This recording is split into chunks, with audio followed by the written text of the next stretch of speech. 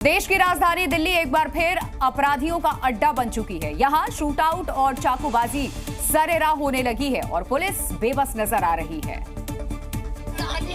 क्योंकि इस बार बदमाशों ने नंदनगरी इलाके में एक युवक की चाकू मारकर हत्या कर दी, सिर्फ इसलिए क्योंकि राहुल लड़की से छेड़छाड़ का विरोध कर रहा था, जिससे गुस्साए बदमाशों ने चाकू मारकर उसे मौत के घाट उतार दिया। छेड़छाड़ के विरोध में मर्डर का आरोप सलमान और अरबाज पर लगा है, जिसे पुलिस ने गिरफ्तार कर लिया है और केस दर्ज कर कार्रवाई शुरू कर दी है। उनके 3-4 लड़के, एक का नाम सलमान, अरबाज, जावेद, सलीम सिलमपुरिया बाहर था। मैंने गाड़ी लगाई पार्क के रोड पे को।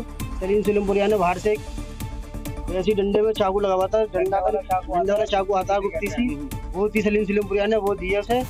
चश्मदीद के मुताबिक बदमाश पहले से मर्डर की प्लानिंग कर चुका था और हथियारों के साथ राहुल का इंतजार कर रहा था। साथ ही बताया कि आरोपी एक लड़की को छेड़ रहे थे। राहुल ने टोका तो उसे चाकू से गोद दिया। हमला करने वालों में सलमान और अरबाज शामिल थे, लेकिन अस्पताल में राहुल ने दम तोड़ दिया। अब इससे अंदाजा लगाया जा सकता है कि कैसे दिल्ली में आपराधिक घटनाएं तेजी से बढ़ रही हैं। पहले गैंग वॉर तो अब सरेराह छेड़छाड़ के विरोध में मर्डर। दिल्ली पुलिस पर बड़ा सवाल है। दिल्ली में आपको सिर्फ एक दिन में क्राइम की वारदात बताते हैं, इससे अंदाजा आप लगा पाएंगे कि दिल्ली पुलिस अपराधियों के सामने किस तरह बेबस नजर आती है। 16 नवंबर जब रात के वक्त में नंदनगरी में छेड़खानी के विरोध पर युवक की चाकू से गोदकर हत्या कर दी जाती है और उसी रात गोकुलपुरी में ताबड़तोड़ फायरिंग हुई। बदमाशों ने पेट्रोल पंप पर सरेआम गोलियां चलाई और 16 नवंबर को ही बाहरी दिल्ली में एक शख्स की हत्या कर दी जाती है। लोहे की रॉड से सिर पर हुए हमले से उसकी मौत हो गई। इतनी बेरहम तरीके से उसे पीटा गया था। अब आपको 2 साल पीछे लेकर के चलते हैं। तारीख थी 18 मई 2022 जब दिल्ली में श्रद्धा वॉकर की बेरहमी से हत्या कर दी गई थी और अब इस केस में नया खुलासा आ गया है। कातिल आफ्ताब लॉरेंस बिश्नोई के टारगेट पर था।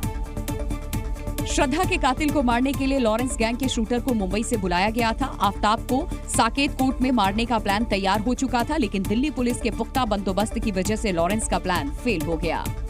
शार्प शूटर शुभमन लोनकर को दिल्ली बुलाया गया था, जिसने 1 महीने तक लगातार आफ्ताब की रेकी की और पुलिस गिरफ्त में उसे मारने का प्लान था, लेकिन लॉरेंस के शूटर उस वक्त आफ्ताब के पास भी नहीं पहुंच सके। सूत्रों के मुताबिक एक बार फिर तिहाड़ जेल में बंद आफ्ताब को धमकी मिलने लगी है। लॉरेंस गैंग के शूटर उस जेल में मारने की फिराक में है, जिसके बाद से तिहाड़ में सुरक्षा बढ़ा दी गई है। आफ्ताब को जेल में मारने की साजिश रची जा रही है। तिहाड़ जेल प्रशासन ने इसका संज्ञान लिया। धमकी के बाद जेल प्रशासन अलर्ट हो चुका है। जेल में आफ्ताब की सुरक्षा बढ़ा दी गई है। यानी एक बार फिर लॉरेंस के शूटर आफ्ताब को मारने के लिए अब जेल में प्लान बन रहे हैं, जिस पर साबरमती जेल में बंद लॉरेंस बिश्नोई खुद नजर बनाए हुए हैं। हालांकि इन खबरों के बाद तिहाड़ जेल प्रशासन अलर्ट हो चुका है। इस देश में किसी जान की कीमत कितनी सस्ती है और सिस्टम कितना खोखला है, ये देर रात यूपी के झांसी में हुए अग्निकांड से साफ हो गया। 10 बच्चों की मौत और मेडिकल कॉलेज में जो हादसा हुआ, उस हादसे उसे हम हादसा कहें या फिर गैर इरादतन हत्या।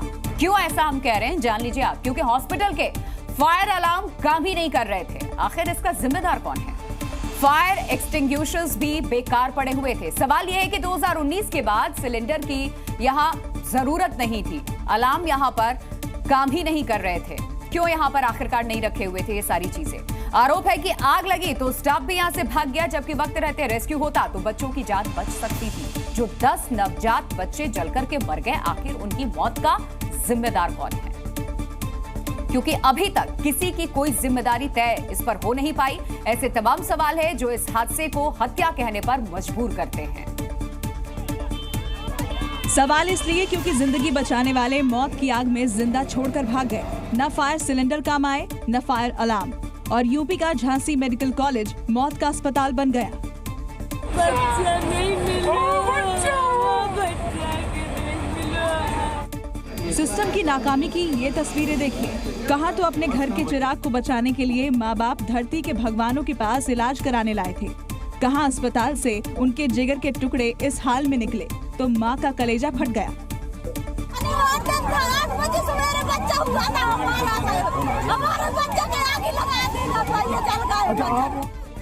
एक माँ की कलेजे से उठी हूक ने पत्थर दिल सिस्टम को भी चीर कर रख दिया। आंसुओं की धार में लाडले की मौत का गम कुछ इस तरह से बहने लगा कि धरती के भगवान और अस्पताल के करता धरता मुंह छिपाकर भागने लगे।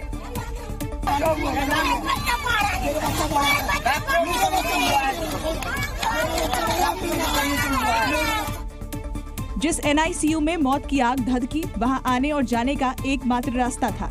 लिहाजा शोलों के बीच कुछ इस तरह पीछे की खिड़की तोड़कर रेस्क्यू दल घुसी और जिम्मेदारों का जवाब था कि जितना बचा सके उतना बचाया। कमरा पूरा ही हाईली ऑक्सीजनेटेड रहता क्योंकि सभी बच्चों का ऑक्सीजन चल रहा था, तो आग तुरंत फैल गई। और उस पर जितना कोशिश की गई, जितना हम लोग कर पाए, हमने कोशिश की। जरा सोचिए, यही वो धरती के भगवान हैं, यही करता धरता, जिनकी जिम्मेदारी फायर सिलेंडर से लेकर सेफ्टी तक की थी, लेकिन सिस्टम की लापरवाही 10 मासूमों का काल बन गई।